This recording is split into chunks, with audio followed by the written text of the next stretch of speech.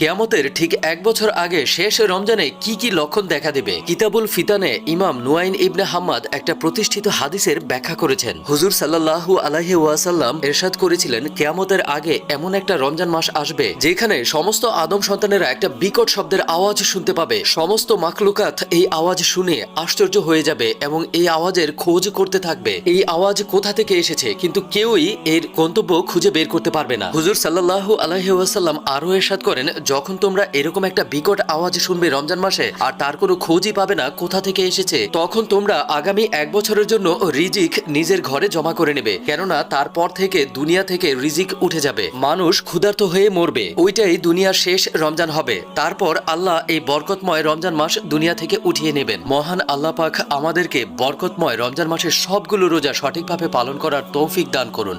আমিন।